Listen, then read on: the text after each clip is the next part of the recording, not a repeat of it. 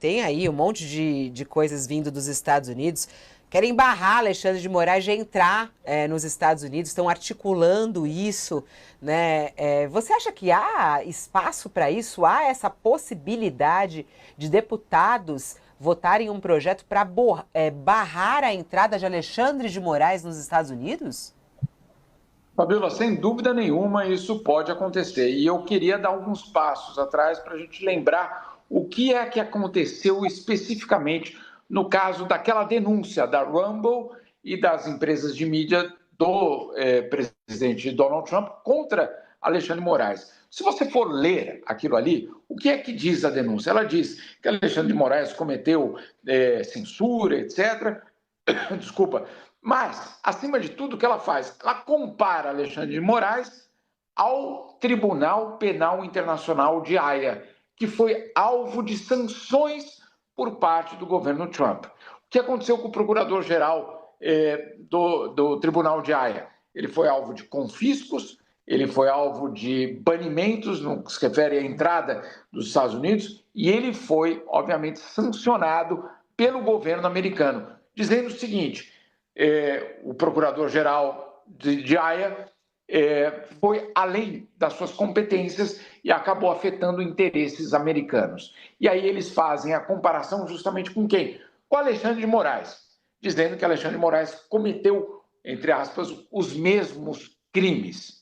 Isso é o que está colocado, não sou eu que estou dizendo, isso é o que está colocado no processo que apresenta a plataforma Rumble e as empresas de mídia de Donald Trump à justiça americana. Então, a tua pergunta, Fabio, os congressistas americanos podem ir nessa direção? Obviamente que sim, porque isso já está desenhado. Publiquei, inclusive, no fim de semana, uma coluna que mostrava justamente essa armadilha. Moraes seria levado a colocar algum tipo de penalidade contra uma empresa, no caso a Rumble, e a penalidade foi a suspensão da Rumble do Brasil, por conta, claro, de uma ilegalidade da Rumble no Brasil, mas isso então ia ser instrumentalizado para puni-lo. Desculpa mais uma vez. O que está acontecendo é uma história de uma bola cantada. Qual é a bola cantada? Você criar uma condição legal para que justamente o governo americano possa, de alguma maneira, ir em direção a Alexandre de Moraes. Isso acontece tanto no processo legal na Flórida, como agora nessa questão também que você citou no Congresso americano. Ainda é um comitê, como se fosse aquelas comissões que nós temos também no Congresso brasileiro, muito antes de falar justamente de uma aprovação de uma lei. Mas já é um caminho. E esse caminho está desenhado, sim.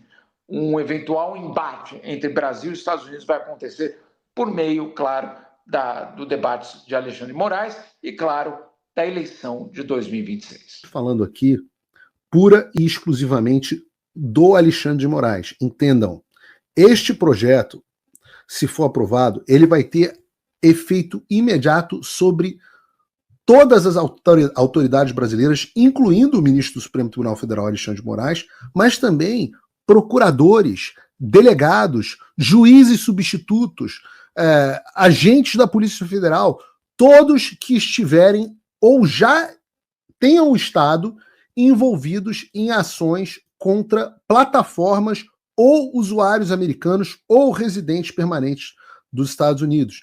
E isso inclui Rodrigo Constantino, inclui Elon Musk, inclui também muito em breve o Alan dos Santos, claro, inclui a mim. Todas as pessoas que façam ações que violem a liberdade de expressão destas pessoas se tornam inadmissíveis de entrada para os Estados Unidos. Não é só o ministro Alexandre de Moraes. É para todos. Esse é o arsenal que Donald Trump colocou na mão desse personagem. Quando ele passa a sugerir sanções econômicas a Moraes, tendo acesso a dados, acendeu-se um alerta dentro do Supremo Tribunal Federal. Os ministros falaram, olha, desde hoje muito cedo, tá, gente? Em mensagens trocadas e em conversas telefônicas, os ministros do Supremo Tribunal Federal têm dito o seguinte, olha, O que está acontecendo aí não pode mais ser visto como uma picuinha de uma ala da base de Donald Trump, da qual Elon Musk faz parte, contra o ministro Alexandre de Moraes. Existe um projeto, inclusive, para vetar a entrada de Alexandre de Moraes em tramitação via legislativo americano, que foi muito exaltado na CPAC, aquele encontro, né, da direita americana, na qual um outro aliado de Trump, um outro personagem trumpista muito conhecido, Steve Bannon, também fez um gesto emulando a saudação nazista. Bom, essa proposta de barrar a entrada do Alexandre de Moraes foi muito divulgada ali. Esses ministros, então, decidiram o seguinte: iniciar um movimento por uma cobrança de resposta institucional do Brasil. A coisa não pode ficar mal parada desse jeito. É preciso puxar para a institucionalidade. Como fazer isso? Via Itamaraty. Esse foi o recado dado. A possibilidade de o Itamaraty iniciar um contato formal com a diplomacia americana, com a Secretaria de Estado dos Estados Unidos, para dizer, olha, vamos entender aqui exatamente o que está acontecendo e quais são as nossas relações há tantos anos. Esse ministro me disse o seguinte: esse recurso à institucionalidade embute uma armadilha em si. É a profecia que se autocumpre. Porque, por óbvio, ao acionar o Palácio do Itamaraty, a diplomacia formal do Brasil, de Estado, que está lá há anos, independentemente de governo, será associada a um movimento de blindagem do governo Lula com relação ao Supremo, o que vai apenas alimentar a politização. Mas esse ministro me disse, é impossível continuar só assistindo a esse ataque. Eles vão querer partir para meio que o vale tudo. Nós, infelizmente, precisamos usar os instrumentos que a lei e a É urgentíssimo, porque é o anúncio de um combo de 3 medidas dos Estados Unidos contra o ministro Alexandre de Moraes. Primeiro, um congressista pediu que Trump imponha sanções financeiras a Moraes, o que pode ser decidido a qualquer momento. Segundo, um senador anunciou uma visita ao Brasil para fiscalizar e investigar os abusos de Moraes. E em terceiro lugar, para fechar um hat-trick, o projeto que vai caçar o visto de Moraes vai ser votado agora, amanhã, quarta-feira, na Câmara Americana.